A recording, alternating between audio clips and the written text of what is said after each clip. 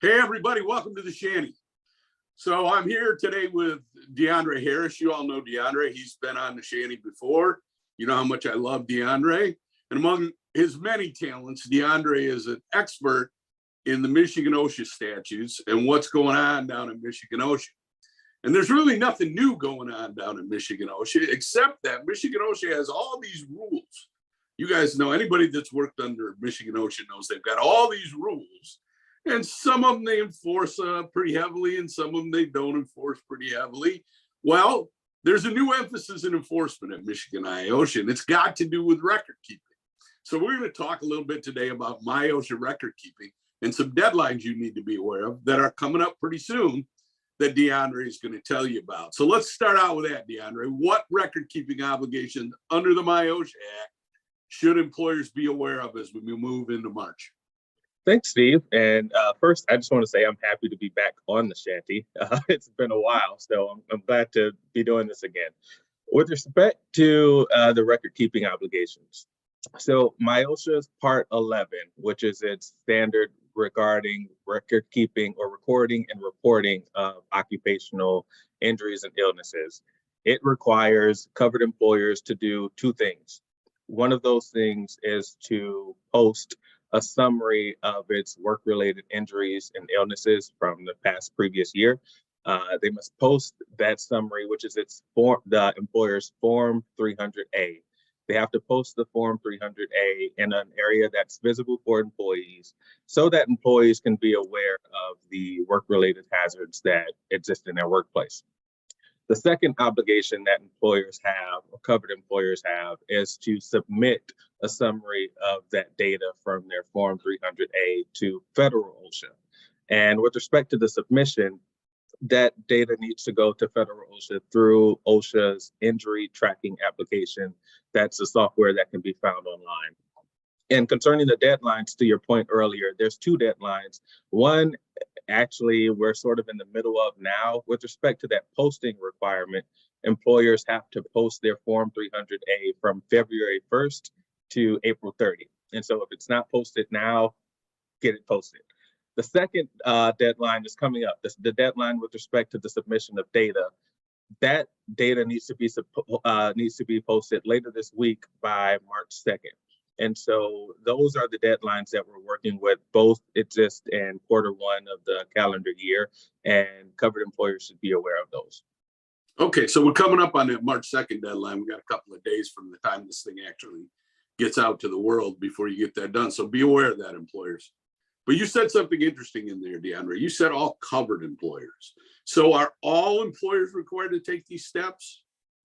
No. So with respect to covered employers, let's break this down a bit further. In order to determine whether you are an employer that's covered by these steps, you need to look at two things: the size of your company based on the amount of employees that you employed during the previous calendar year, and then also the industry in which you operate.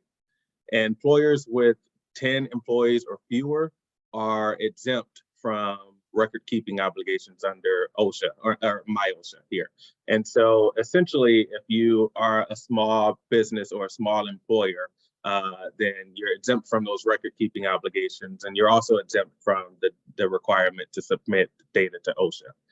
Then with respect to industries, there are also certain industries that are exempt regardless of how many employees they have. And those industries are those that historically just have a relatively low amount of work-related hazards in their operations. And so a full list of these industries can be found in Appendix A of the standard. But to give you a few examples, you think, retail stores.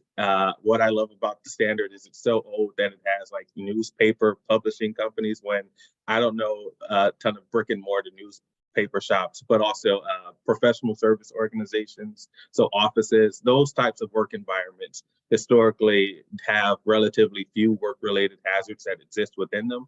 And so those employers are exempt from the reporting obligations. All right, so we don't have to report, right? But a lot of our clients.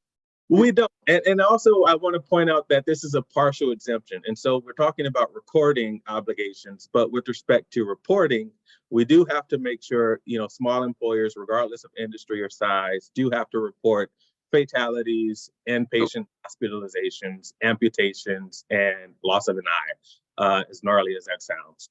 And then also, if an agency, just individually request that data from you, then agencies such as the Bureau of Labor Statistics, OSHA, or MIOSHA, regardless of what the standard says, agencies do have the power to individually request that data from you. Okay. So that's the analysis for determining coverage with respect to the record keeping obligations. Concerning the requirement to submit your Form 300A data, an employer that has 20 or more employees, but less than 250, if that employer is a listed industry in Appendix B of the standard, then they do have an obligation to submit that data. And with respect to industries in Appendix B, you think of the workplaces that historically do have, a fair amount of work-related hazards and that exist, such as utilities, construction, manufacturing.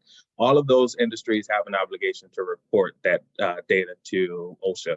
And then with respect to employers who, may not be within Appendix B, but they have 250 or more employees, then those industries also have an obligation to submit that data, as long as they also have an obligation to record their work-related injuries and illnesses. Isn't this a fun puzzle, Steve? What I love about MIOSHA, it's so simple to understand. Yeah. All right. I think we got it now. If we've got it now that we've got it, what happens if an employer fails to do this? So this goes back to, your earlier point. Historically, this is not a new standard. It's been on the books. It's an existing standard. But historically, we have not seen MIOSHA take a hard look at employers' compliance with this standard, partially because it can be a bit confusing about who's covered and who's not. And so in the past, you would reasonably anticipate that an employer would simply get a slap on the wrist if MIOSHA shows up to your door and you don't have this data submitted or posted. That tide seems to be turning a bit, because within the past couple of years, we've seen almost every citation and notification of penalty that I've reviewed has had either a citation because of a failure to post or a failure to submit. And so I would encourage employers to make sure that when they are looking at their incident reporting procedures, that there is some sort of checklist or item that reminds them of their obligations to post their summary 300 data and also submit it if they are covered by those obligations or by that standard.